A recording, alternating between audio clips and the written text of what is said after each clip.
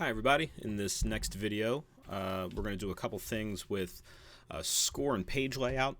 That would kind of be the next step in designing your score the way you want it to look. First thing that I'll show you is how to get to access things like your title, composer, arranger, lyricist, anything like that. So I'm going to start a new score here. I'll call this layout. And something that I don't think I've talked about yet that I'm going to do for this one, just because we're going to mess with different page sizes here, is you could start with instruments like we've been doing in the previous videos, or if you click up here where it says template, you can click on that, and this will bring up a couple of templates that are already set. You guys know I'm a jazz guy, so I'll just start with one of these, and I'll pick the 4 horns one. So we have 8 different instruments. I'm going to turn off tablature for guitar players, and we'll hit create. And this is how my score looks top to bottom. See, I have a dual piano staff right there. Okay, the first thing that we'll do is to add in composer, arranger, that stuff. So if you click right on the title of your piece, again, mine's called layout, you can type in all of that information, just as you see it right here. For the composer, I'll pick that flat was my composer, and I've already been doing some stuff. So EP3 will be the arranger on this one, and I'll just put those 2 in, and I'll hit save. When I go back to the layout, I'll see that I have the composer and the arranger listed right there. Could also go further and add this arranged by EP3, and if I switch up my view, composed by flat, arranged by EP3. So that's how you can add in that information into your score.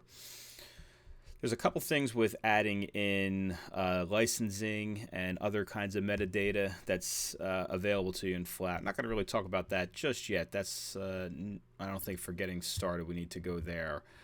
But I will go into page size and parts layout.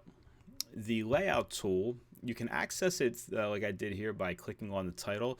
Another way to do it is right here where the print logo is, just to the right of that. That's where the layout settings are. It's going to take you back to the same screen. However, it's going to default to this third option right here for layout and styles. Page size. Usually on jazz scores, the page is set up in what's called landscape view, meaning that the long edges aren't vertical. The long edges on the sheet of paper that you see are going to be horizontal.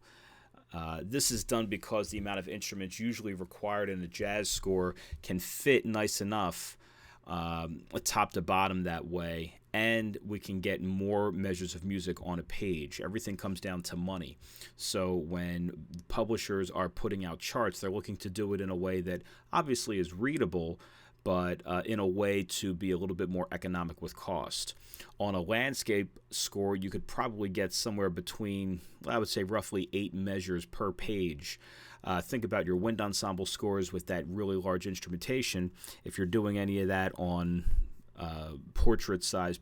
letter size paper in portrait view, maybe you're getting 2 or 3 measures per page, and with each page that goes by, again, that's just more of a cost, more money. You can manipulate the way your score looks right here. It's going to default to being a portrait view, but if I click on landscape, you'll see that the page has been shifted. One problem with this, though, if you can tell, is that I've lost my drum set on this. Here's the portrait view again. I have drum set here.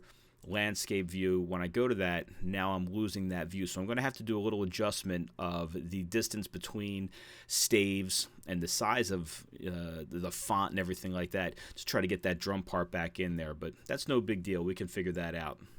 We'll hit the save button. We're going to keep this. And the next option down is for staves.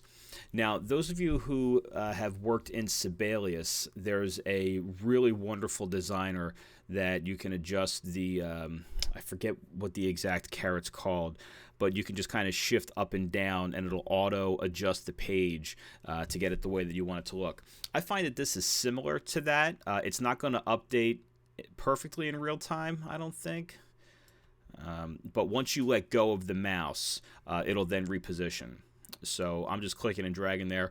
And once I come back a little bit, so smaller space between the staves, if I do that, there's an algorithm that's already built in here that will auto adjust so that all of these distances are equal. And if I make that smaller just like I did, you'll see I get the drum set part back up. Okay, I'll save that. And then we get to measures. This is going to be something that as we compose through our piece and we get a lot more material in, we'll have the ability to put 3 measures of music per line if something gets super notey, or if, let's say, you have like a nasty page turn and you want a multi-measure rest to take up one complete line. You can do all that stuff here in the Measures, Layout, and Styles tab. Measure numbers, again, I think this will be a little bit more of a deal as we get into composing full pieces.